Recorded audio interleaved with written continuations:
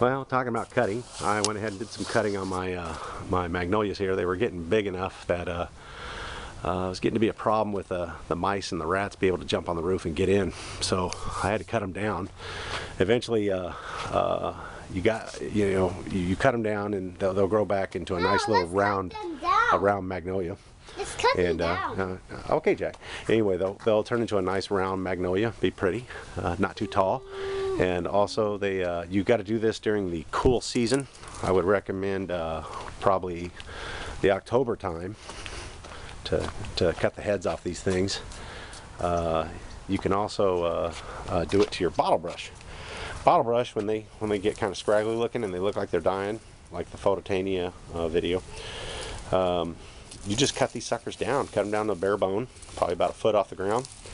And these things will grow back, and I mean they will seriously grow back when spring comes. So do this during the October time, November, December, it's fine, any of those times, even January. Cut it, you'll be good to go. I also did that to this plant here. This puppy was like, oh man, I would say probably 21 feet tall.